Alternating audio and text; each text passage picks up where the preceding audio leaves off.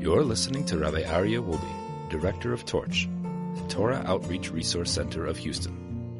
This is the Jewish Inspiration Podcast. I think the next thing we should discuss, or else we're going to be here till 3 a.m. Yeah, like we are at the Seder, Just like Pesach. But I think if you go to the last, one of the last paragraphs in Magid, and let's read. I think this paragraph says it all. B'chol dor vador. This is the goal of Magid. So have this in mind the entire Magid. The B'chol dor vador. B'chol dor vador. In every right. generation. You ready? You're going to read it? Yeah, I'll read it. Go for it. In every generation, one is obliged to regard himself as though he himself had actually gone out from Egypt. As it says, you shall tell your son on that day, saying, for the sake of this, Hashem did so for me when I went out from Egypt. Not only our fathers did the Holy One bless as he redeemed, but also did he redeem with them, as it says.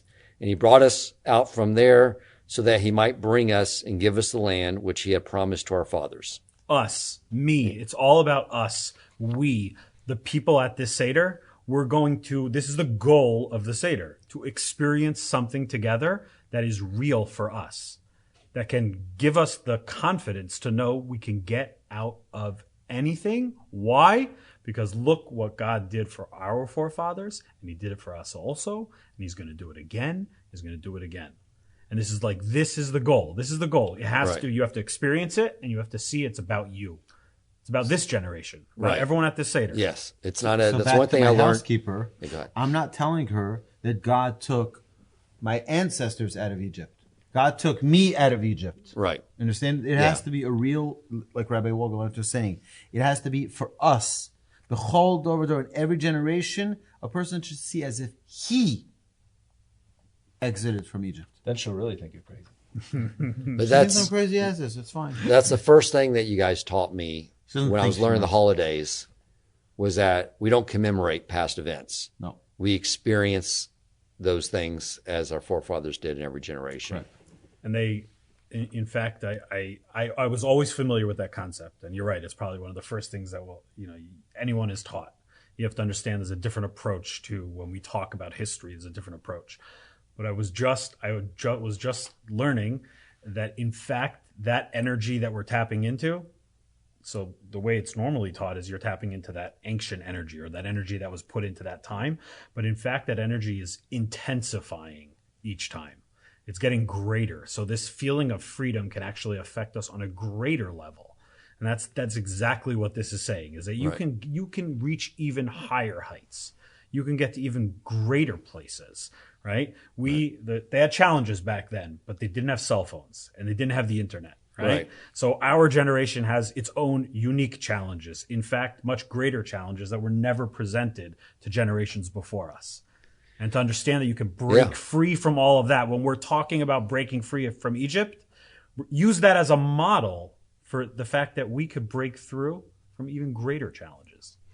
And I think the whole telling of the 10 plagues and how God is behind all of nature is probably more important as the generations progress, because the more we have discovered how nature works, a lot of the world sort of says these things just are governed by themselves. They run by themselves. And we also probably need that visceral reminder that God is orchestrating all of nature, that he's behind all that. Is that part of the idea too? 100%. It's the central idea of Magid, is the 10 plagues and the story of the Exodus. The story of the Exodus is the story of the 10 plagues. Yeah. Right? Is the story of God's complete control over nature, and the fact that there really is no such thing as nature, right? The Nile River is only a river full of water because that's the way that God wills it to be. Right. And if he flips it to blood, then it flips to blood. Right. Whatever God's will is. There's no such thing as nature. And that is where the Haggadah needs to get you to.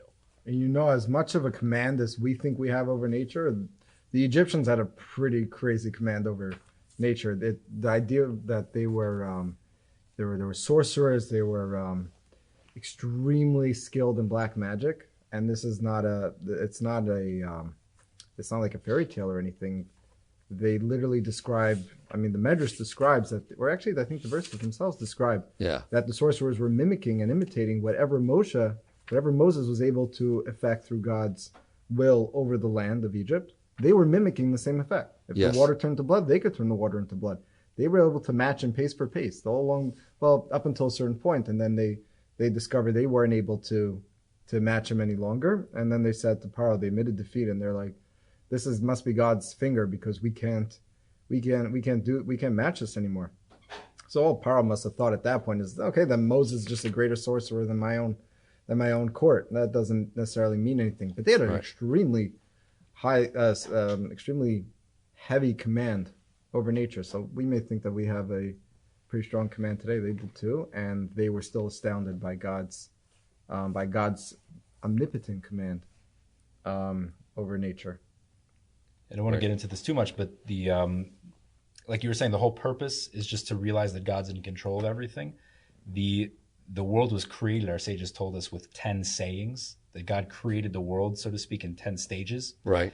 And what our sages also teach us is that the 10 plagues were a reversal of that. That each one of the plagues parallels coming backwards, an unraveling of creation to the point where every stage of reality that had been built had it all been unraveled and the illusion was dispelled, and to the point where we just said, look, it's God. It's just God. Wow. Okay. And then you had those 10 commandments that brought it back. Right. Our sages do eye for an eye on the utterance that created the plague that diffused it, and then the one of those 10 commandments that brought it back. Are they really linked one for one? Yeah, one for one. You can draw a correlation there? Yeah. Mm-hmm. You have a whole night to figure out which. It's a fascinating exercise. Amazing. Okay, so you end, the next thing that you get to is you make a blessing at the end of Magid.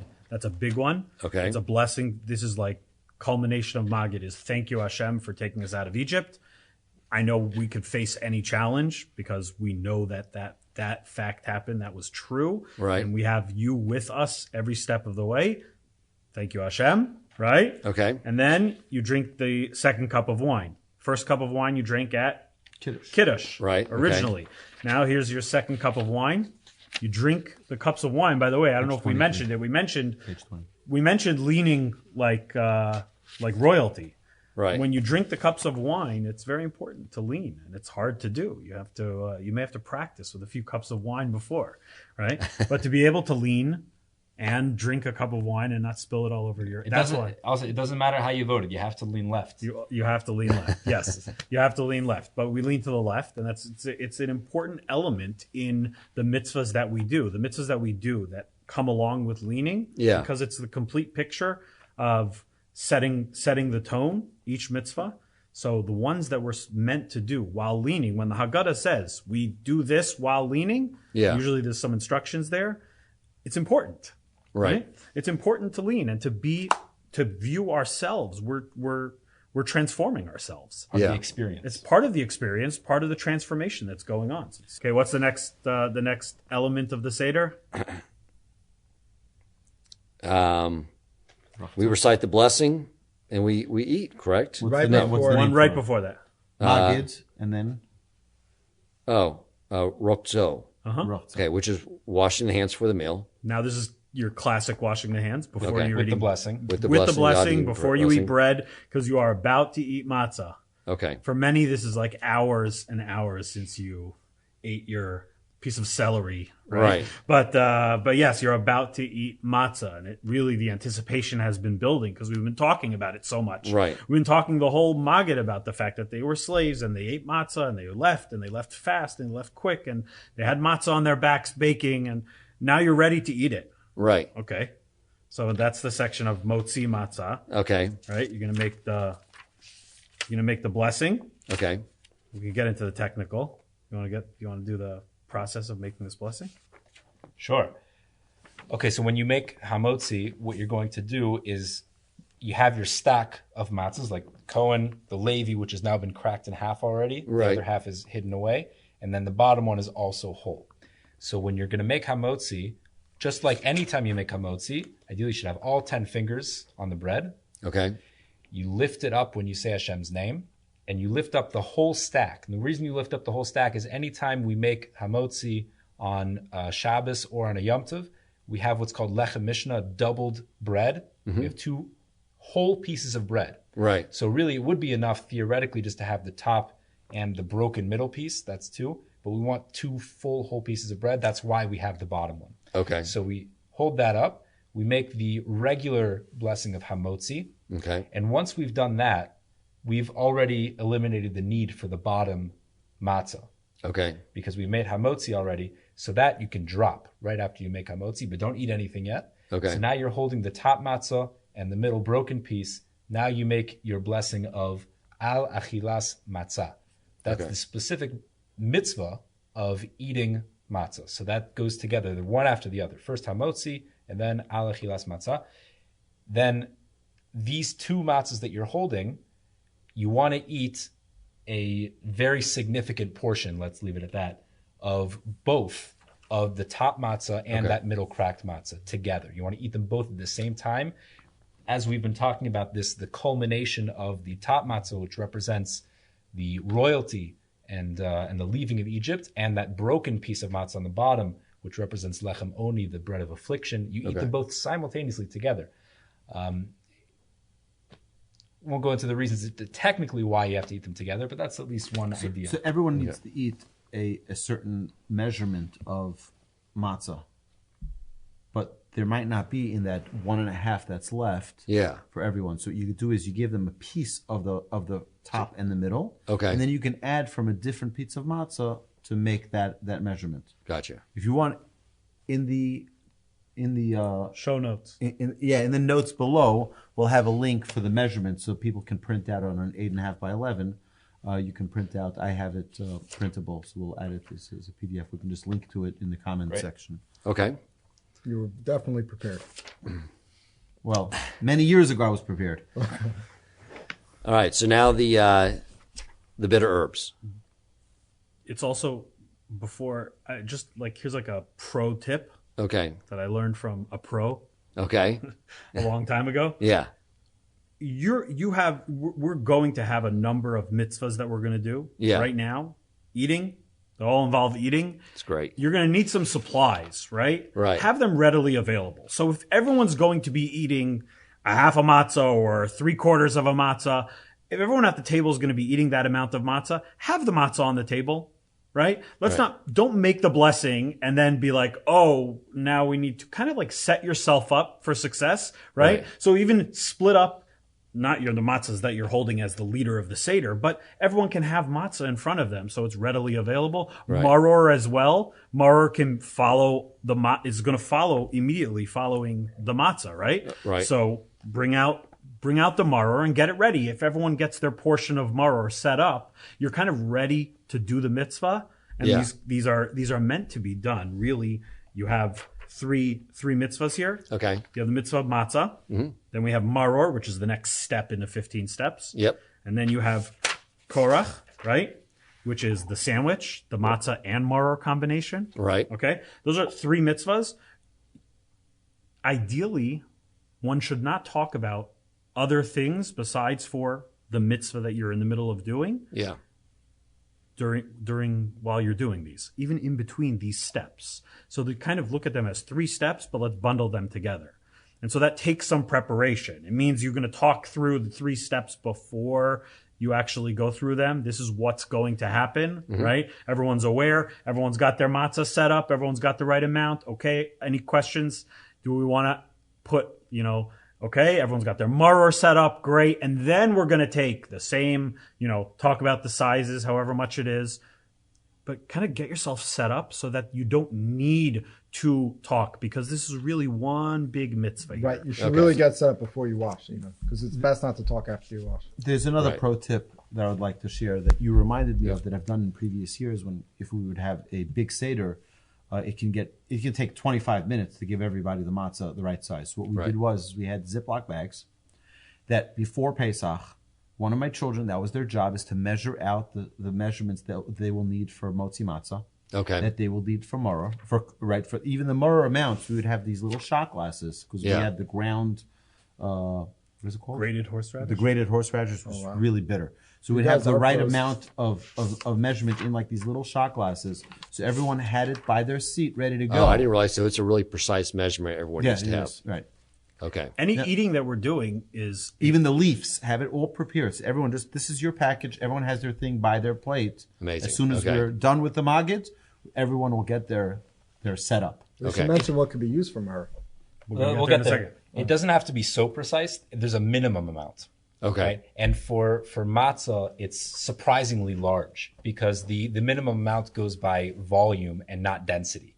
So for bread, it's really not so much bread, but for matzah, it's actually a lot Right. because it's very thin Yeah. and very dense. So just as a very a rough guideline, if you have machine matzah, shmura matzah, that's machine matzah, at least a half of a full piece of matzah is the minimum requirement for each session of eating. Yeah. And if you've got the round handmade matzahs, some are a little bit thicker. If it's a little bit thicker one, about 2/3 of that matzah. And if it's a very thin matzah, so then at least 3/4 of it. Okay. So you're eating. I mean, if you're thinking about it, you're almost eating for matzah. You're eating almost a whole round shmura matzah, right? Right. Okay, 2/3, and then you're doing maror. You're having a certain amount of maror, and then you're doing that matzah again, that same amount, as a sandwich with maror, right? So I mean, there's a lot, and so Yeah. so to prepare, I think the best way to do this is, okay, let's get the technical details. Let's make sure we all fulfill our halachic obligation. Yeah. Make sure we're eating, the minimum amount. Good. We got that prepared in front of us. Now, before we wash our hands, can we have a discussion about what's going to be in our mind when we're eating the matzah? Can we have Right. a discussion about what's going to be in our mind when we're going to eat the maror? Because before maror, it's not appropriate to have that discussion. Let's have those discussions here, right? Okay. Let's get some clear idea what's going to be in my mind for matzah, what's going to be in my mind for maror, and what's going to be in my mind when I have the sandwich. After that, it's free game. After you go back to expounding and talking freely, you're going to enter into the meal portion of the Haggadah. Right. But for these three, you really have to look at them as bundled, and we don't want to get distracted because this is the experience. We're talking about Right. experiential. We're talking about experiencing right here. We're eating it. We're taking that experience and putting it to the deepest part of us, inside of our body. Yeah. We're becoming one, literally, with the experience. Right. Right? This is not in the mind anymore. We're now exercising all different parts of the body. So have that discussion before we wash our hands. Let's stop for a minute. We talked a lot during the Haggadah about what was Egypt and what was matzah and what is maror and what was bitter. Let's get it down into one line that we can imagine and think about. If you can have two or three, but let's get it down into something succinct that we can think about while we're eating. Right. I think it's also Okay. very important Makes sense. because of all the preparation that people put into preparing for Pesach. Sometimes people can get very high strung. They're hungry. It's been a long day, several weeks preparing leading up to Pesach, and comes the Seder night, and sometimes people can be on edge. That's not the right time for it. Okay, it's not ever a right time for it. But you can go listen to the Musar classes. Specifically, the Seder time is a time to have overwhelming joy, Yeah. but also a time to have patience because you're going to have people there. You can ask questions. You don't want to be, I don't have time. Let's go. The idea is for this to be a time we can do that every other time of the year. We can rush to go eat. Now the idea is we're rushing to tell the story, Right. and we shouldn't feel that Yeah. that somebody is. If you need to sleep beforehand, sleep before the Seder, right? In the afternoon. Yeah. If a person needs to eat during the afternoon, eat in the afternoon. Don't come in Come prepared. Yeah, exactly. Like Dan said, it's much easier this year. We have Shabbos. It's beautiful. Right. Amazing. You get to rest a little. Yeah. Right? Yeah. There is a last minute rush, but it's on Friday. So Right. so there's no last minute, there's none of that, Erev Pesach, the day before Pesach, which normally would all your last minute cooking and everything like that. No, we're going to come in, I think, with a different air of relaxation. Yeah. Coming in out of Shabbos. Now, that idea might stress some people out that they don't get that last minute preparation. But start now. Okay, so we did our three mitzvahs. I don't think we necessarily covered every idea about within those mitzvahs. Maror, we didn't do. Oh, okay. So let's go back tomorrow. Sorry. Okay. First of all, technically, like, what are we allowed to eat? What does Mar consist of? I'm going to ask you here. Yeah. Traditionally, there are two things that are used for Maror. Horseradish. If you want to get, real strong about it, you get like a root of that white horseradish and grind it yourself. Then for me personally, I like it that it hurts, because that's the whole point, right? It should feel bitter. Again, like you feel it in your brain, like your skull hurts. Yeah. You're crying. The point is that you should really feel it. That's the idea. People try to minimize it. I like to maximize the feeling. I think people are concerned they're not going to recover in time. No, I'm with you on that. And some people just want to have lettuce, and that can also suffice. But I agree with Rabbi Bucsko. Like, you want to feel it. Feel it, right. So what was the slavery like? What was the pain like? Get into it. Cry. Shed some tears. It's not so bad. And as Rabbi Wolbe just mentioned, lettuce is the other traditional... Specifically, any specific kinds? Romaine lettuce. And that's because at the root of the lettuce, it's very, very bitter. So even if you're not actually eating the root, you're eating you're not eating the itself. leafy part. You're eating... No, you're eating the leafy part. But since the root itself is very bitter, then I guess... The whole thing does count. But be warned, if you're using lettuce, as we mentioned before, on a technical note, it's measured by volume. You need a lot of lettuce, way more than you would think. So you pack it all up. A lot of leaves of lettuce, right? If that's very thin. That doesn't take up a lot of room. So you need a lot. But if you can mix with another pro tip, you can mix and match marors, right? Okay. So you can have a nice amount of the leaves, but if you want to get that feeling without your head exploding, right. If you'd like that experience, then you can do that with the grated horseradish. Maror shouldn't be sweetened necessarily with anything else, right? So some people use like the grain, right? Like the purple stuff, the purple horseradish from the can. That has too much other stuff in it. Let's go for the pure maror and keep it real, like we've been doing for thousands of years. Right. Okay. And there's one more ingredient, the charosas, which is actually also on the Seder plate, the ka'ara. And the charosas is meant to remind us of the bricks and the mortar that they had to work with to build probably the pyramids, actually, for the Egyptians during the enslavement. Okay. The charosas would consist generally of ground up apples, some nuts, and maybe some wine. Mm-hmm. That would pretty much be it. And when you eat the mar, when you eat the bitter herbs, the first time you would dip it in. And the second time when you make the sandwich for korech, you would dip the entire sandwich in a little bit and eat it all together. And a little bit of... the charosas. You'd be dipping the sandwich in the charosas, or you'd be dipping the mar in. Try to get a little bit on when you eat it. Yeah, but again, like Rabbi Wohlgelernter said, when you put the charosas on, we don't want to sweeten them too much. So you do dip it in, but you specifically shake it off. Yeah, if you're getting a lot of it, like the chunky part, you don't want the chunky There's part. symbolism in that also. Okay. Well, the whole You got to Seder is come packed to with symbolism. You got to come to the Seder to get the full thing. But even with inviting? the horseradish, there's a minimum amount of quantity that everyone needs to eat. Correct. Yes. Correct. Okay. We'll get you that. It'll be very clear. In the comments box below. You'll see exactly what it is. Okay, what's the next? You got those three. Those are your big three experiences. Motzi matzah, moror, korech. Korech is the Hillel burger. Right. We just did that. The shulchan Now you're up to that. Yeah, Right. So Shulchan the Aruch. Shulchan Aruch is the actual meal. But again, we're going to have one, which is the moror, which is totally the bitter herbs, no matzah, no nothing. Just you don't lean. Then you have the korech, the Hillel burger, where you have 2 pieces of matzah, also measured. You have that with more in it. Okay.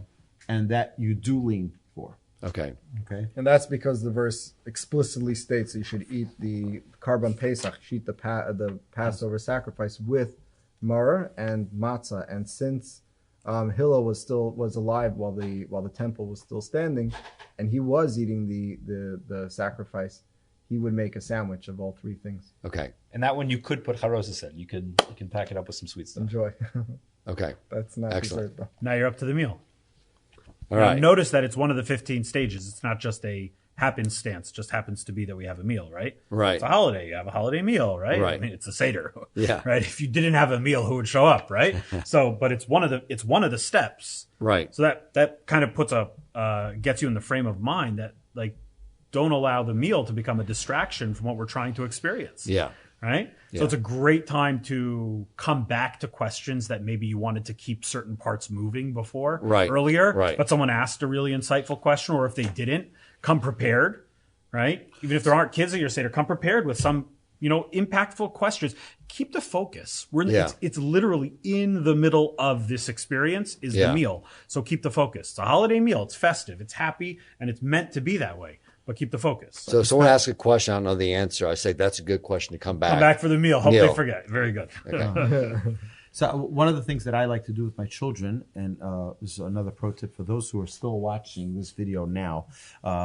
So what I tell my children is I will give you a special treat for every question you ask. I want to encourage them to ask questions. And I think it's not only for the Seder because you want to, talk about this reredemption and this, but you also want to encourage your children in general to be inquisitive and to ask questions in life. Yes. And it's a very important time for them to just be thinking of interesting new perspectives and gain a deeper understanding of the Seder. Great. So I tell them, ask as many questions as you can. Even if you have to bribe them. That's right. No, bribery is good. It works. Yeah. Which is why the Torah says you can't do it.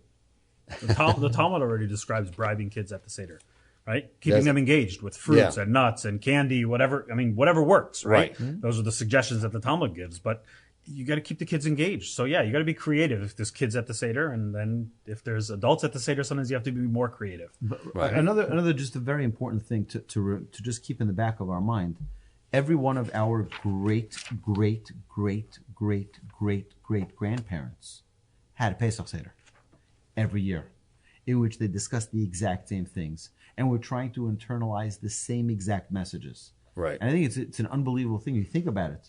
It's like you imagine your great-grandfather was doing the same exact thing, preparing for the Seder, preparing the matzah and the maror and everything, cleaning the house. Like each one of our grandparents it's an unbelievable thing. Right.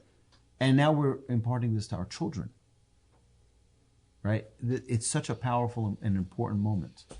You could study the Talmud from 1,500 years ago and recognize the same elements of your preparation and your experience that you have every year. Mm-hmm. Amazing. Now, we're in the middle of the meal, which sounds like a great time to just let loose and eat and enjoy. But keep in mind that you have more matzah to eat. Dessert. You have more matzah to eat. Rabbi Chaim, how much matzah? It depends what kind of matzah you have. Okay. Well, one kazak, right? So the same parameters that we gave earlier. If it's machine matzah, you're going to do at least a half. Hand-make matzah, depends if it's thick, then 2/3, thinner, 3/4. Okay.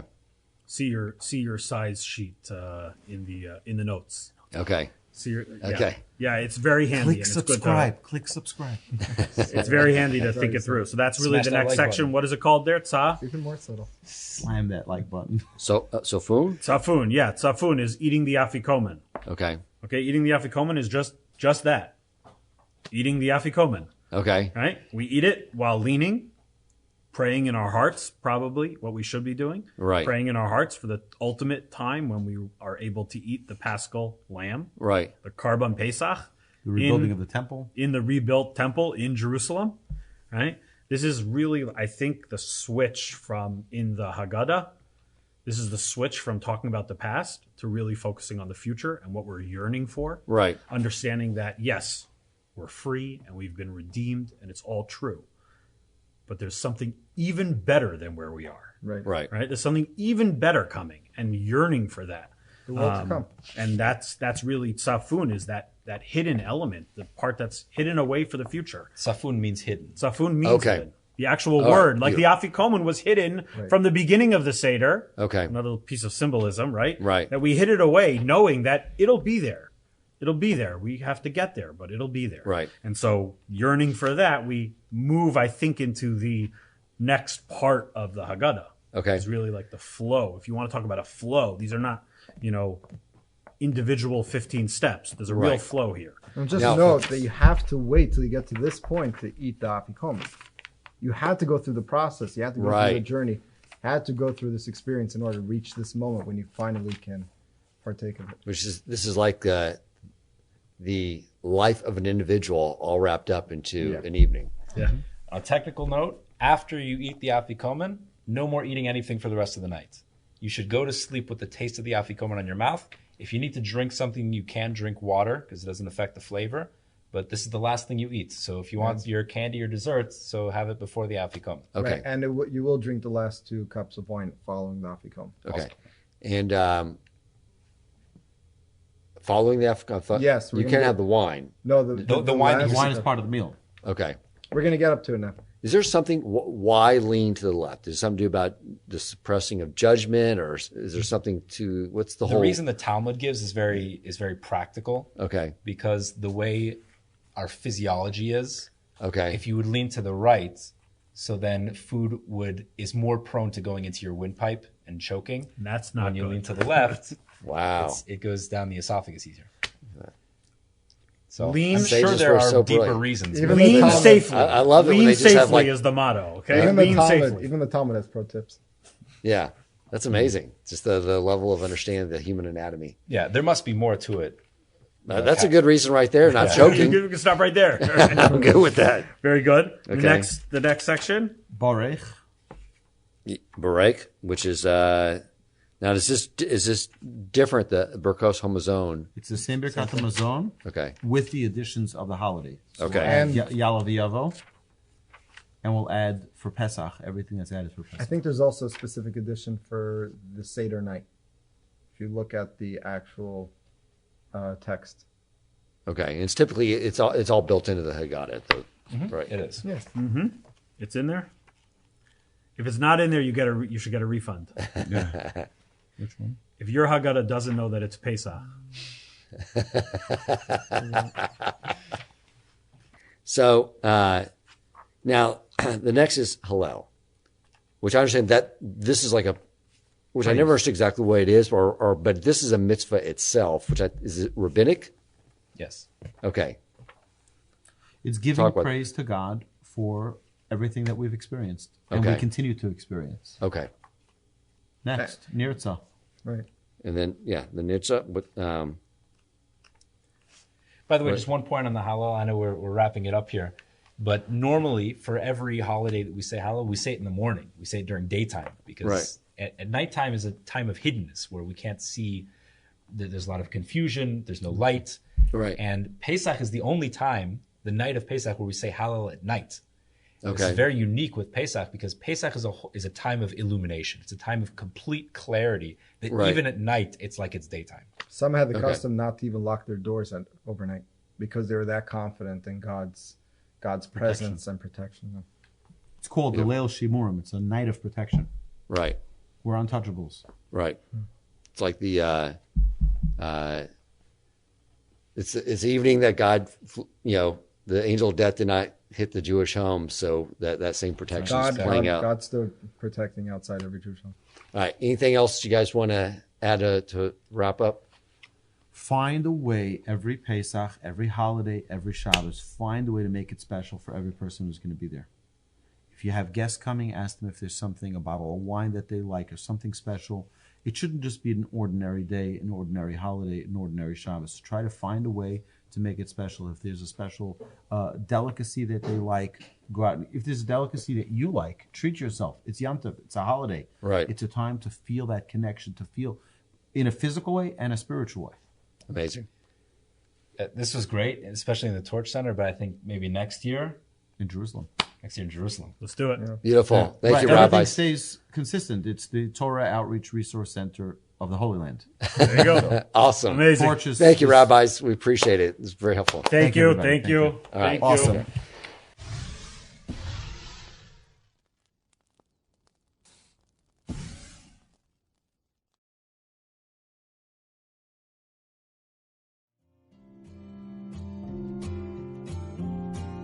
You've been listening to the Jewish Inspiration Podcast, a Torch production. Become a supporter at torchweb.org because your assistance enables more Torah learning around the globe. To find more lessons offered by Torch, please visit torchpodcasts.com.